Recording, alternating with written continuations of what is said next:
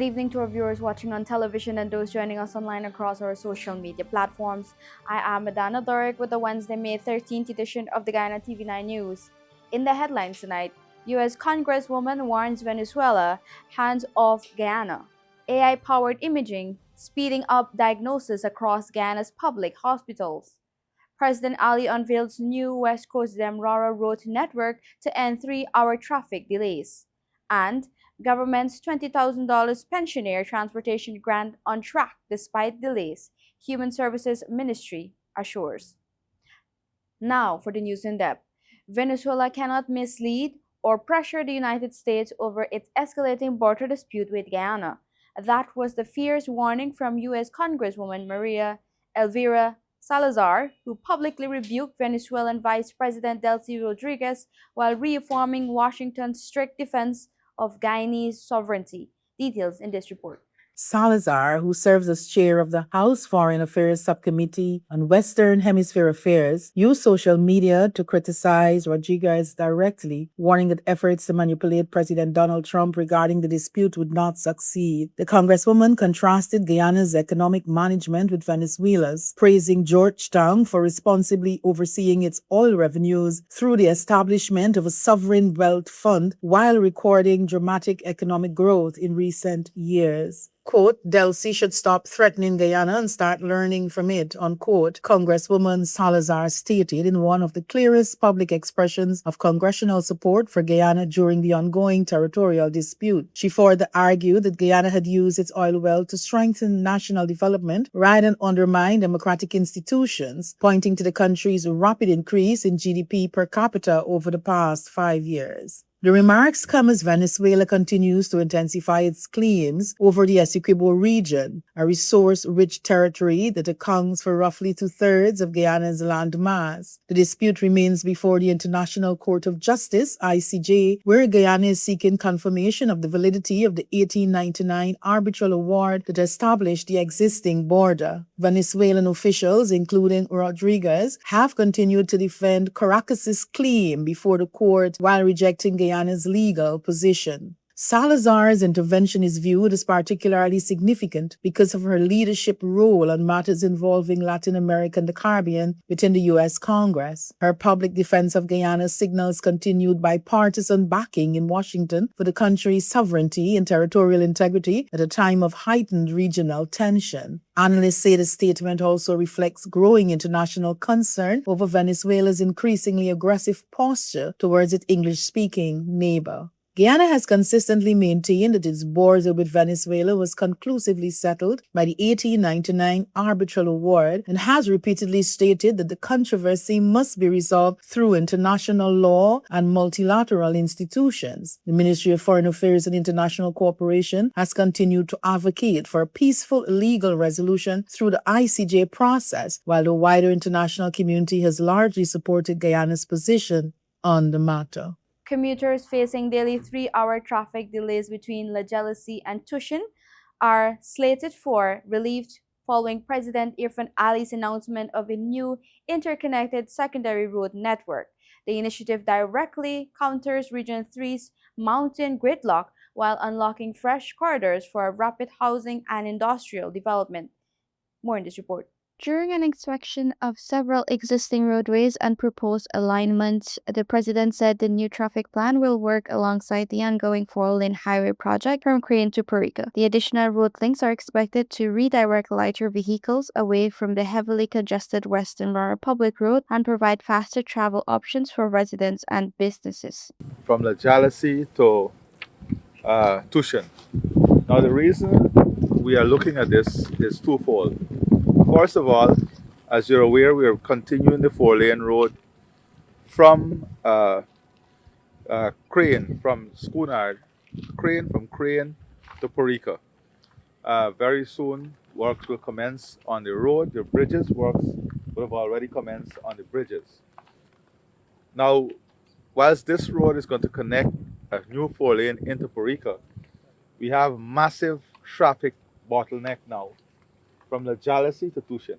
The head of state explained that the new alignment will largely utilize the old railway embankment route connecting communities including Metamizorg, Stewartville, Cornelia, Ida, and Hague before linking to Tushin. He noted that approximately 36 bridges will either be upgraded or newly constructed to support the expanded network and improve movement across the region. We're hoping that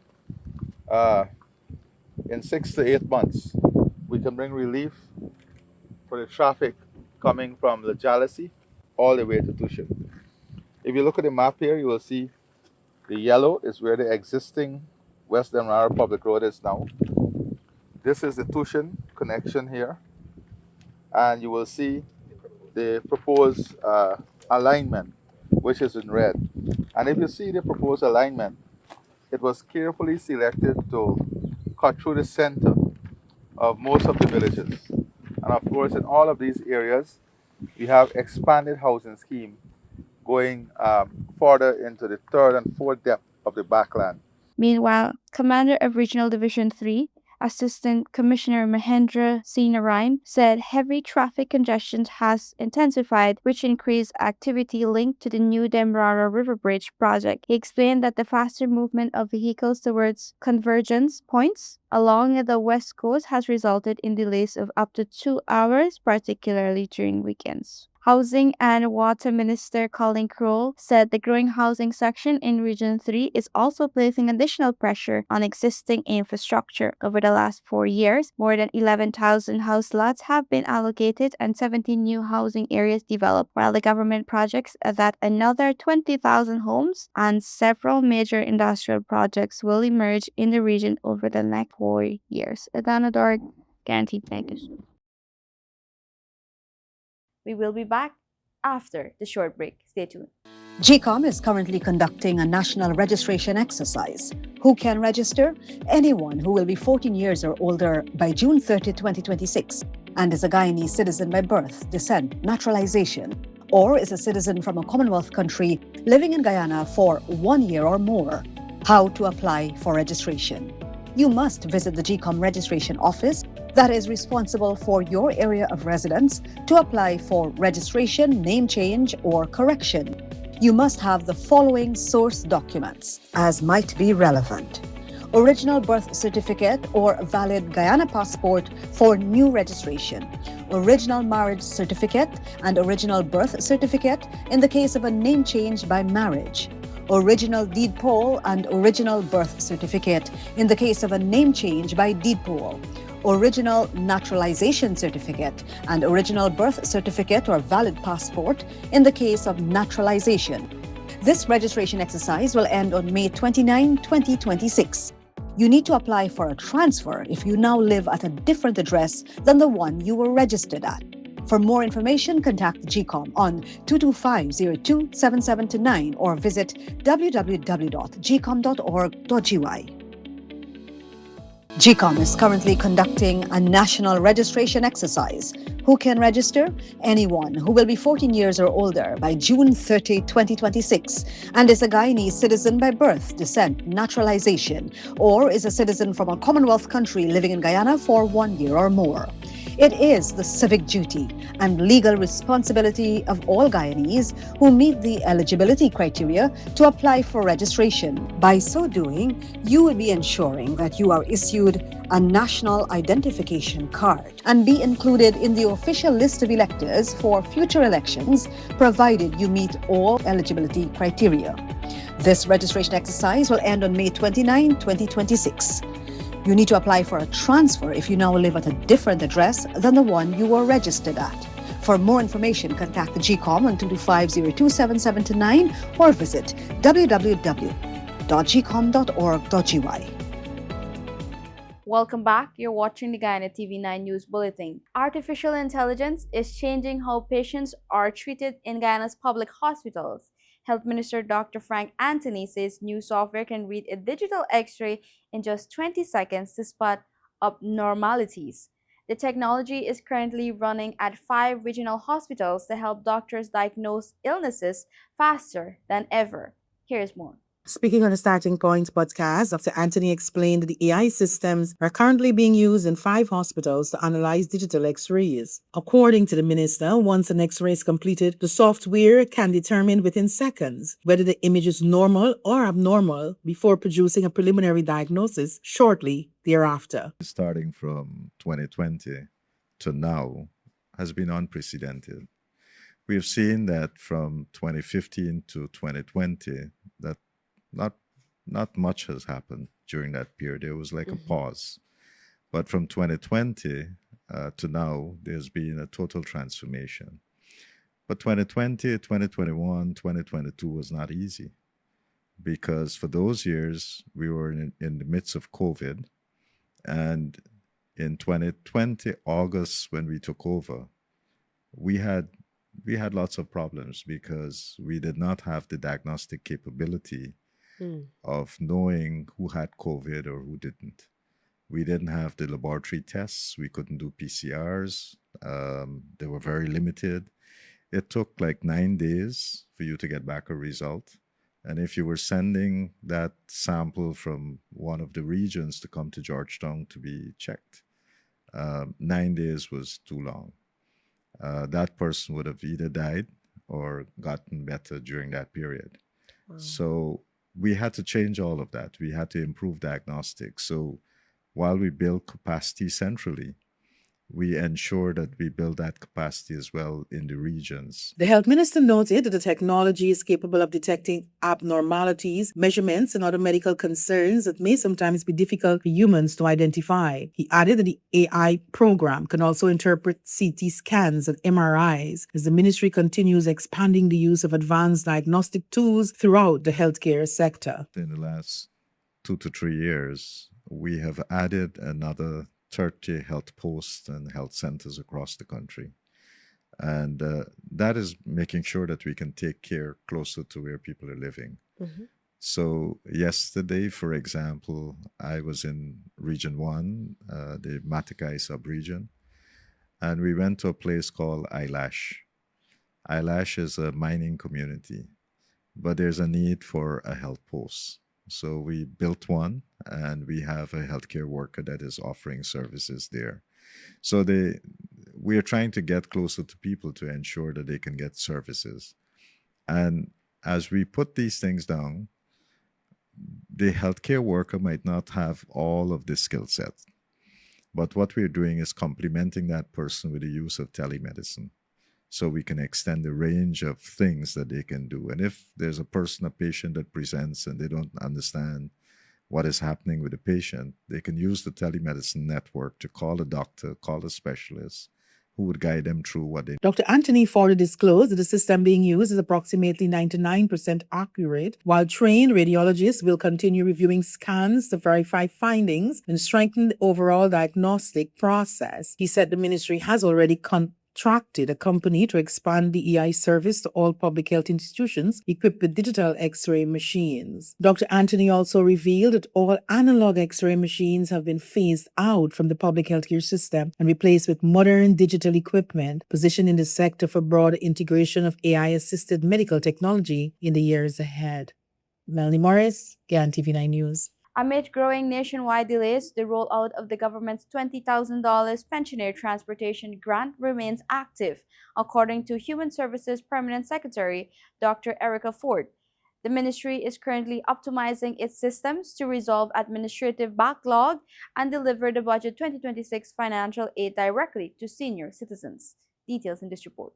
The one-off cash grant, which was announced as part of the 2026 national budget, is intended to provide additional financial support to all age pensioners amid rising transportation costs. Although Minister of Human Services and Social Security Dr. Vinaya Prasad had previously stated that the grant would become available in May, distribution has not yet begun. Speaking on the matter, Dr. Ford explained that the ministry is currently awaiting the necessary approval to proceed with the rollout, but stressed that preparations are already in place to facilitate payments once the directive is given. She sought to calm concerns among pensioners, many of whom had become anxious after weeks passed without any indication of when the funds would be available. According to the permanent secretary, the delay does not signal a cancellation of the initiative, and pensioners can expect the grant to be distributed shortly. During the presentation of the 2026 budget earlier this year, Senior Minister of the Office of the President with responsibility of finance and the public service, Dr. Ashni Singh, announced the introduction of the annual transportation support grant. The measure will see every old pensioner in Guyana receiving an additional $20,000 alongside their existing monthly pension of $46,000. Dr. Ford also outlined how the payments are expected to be made. Pensioners already receiving their monthly pensions electronically through bank accounts or the MMG platform will receive the transportation grant through the same channels. Meanwhile, persons collecting pensions through pension books are expected to use the additional page reserved in those books specifically for grants and supplementary payments. Janador, Guyana TV9 News.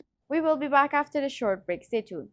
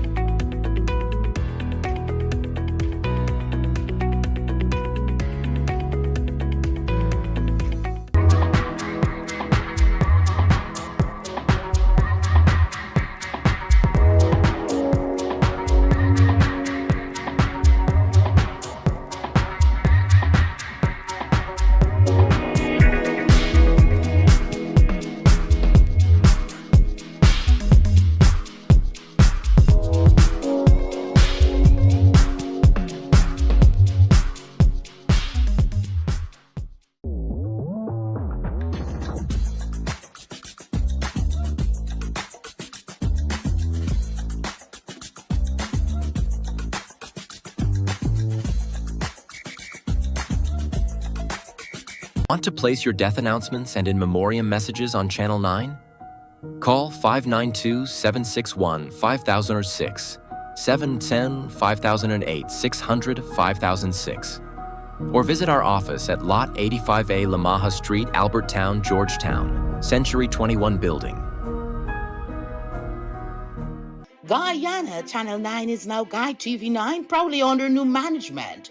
We're building stronger with a balanced and open platform for all advertisers. Whether you're promoting a business, service, or event, your message belongs right here. So choose your spot, news, primetime, or anytime, and reach viewers across Guyana. With affordable rates and professional service, Guy TV9 is your partner in progress. So visit us at Lot 21A, Lamaha Street, Georgetown, in the Century 21 building, or call 600-5006 or 761-5006.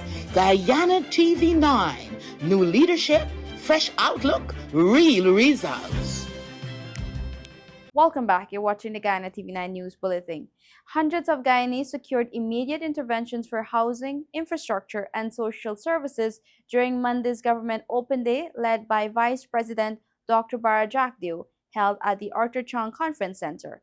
The massive public day allowed citizens to resolve long-standing community and personal issues directly with top ministry executives without prior appointments.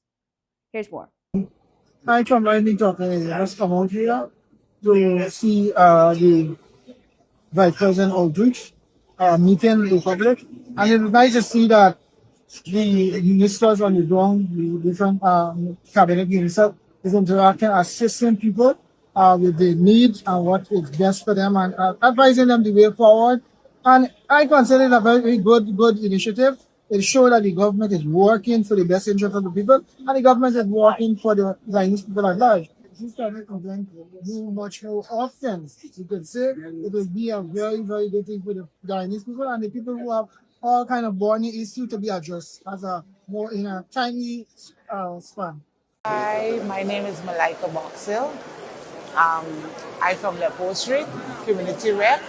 So it's nice to be here, to see all the ministers and everybody interacting with the general public and stuff and helping out to get persons' issues sorted out. So it's very nice to see in persons here. I think if they do this like every 6 months, it would be good to help persons because a lot of persons need help. It was great. I think they should have more events like this because you get to see them quickly and get everything solved easily than waiting at the office and making appointments and stuff. They should have more things like this. It was simple and easy. I got through with what I come for. I had a long outstanding matter pending for 1 year now. I went in and I met with the VP. The VP put me on to the Commissioner of Guyana Lands and Survey. It's an opening where people can come and share their concern, share their view. It's a good initiative, because to be honest, I came here and a few problems also were, solved in terms of me. And I'm happy that to have something like this, they can meet people, whatever issues and solve our problems. So we braved the rain this morning and we came out to meet with the ministers. The presentation was good and the timeline was very efficient. My issue was dealt with immediately and I feel really good to have interacted with them and seeing them on the ground with the laymen.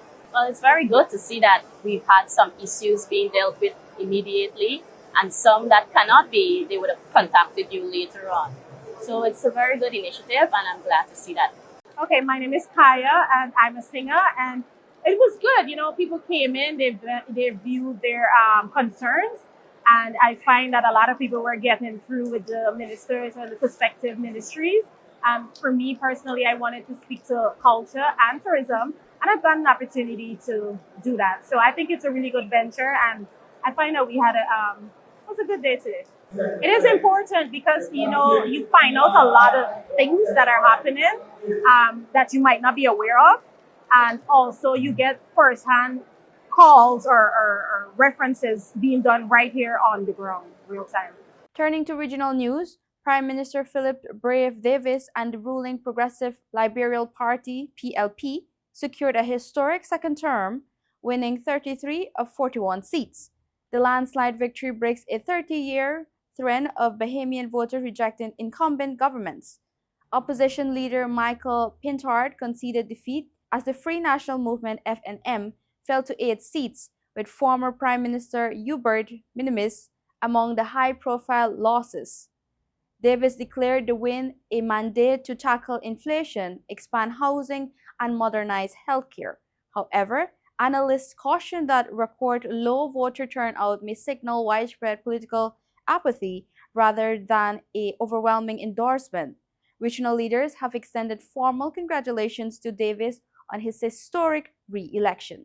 Internationally, Britain is set to introduce new legislation aimed at strengthening national security by targeting foreign state-backed proxies involved in espionage, sabotage, and interference.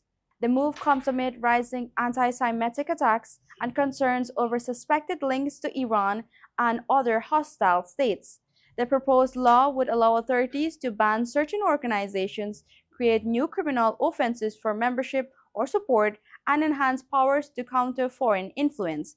It also reflects broader efforts to address extremism and online threats.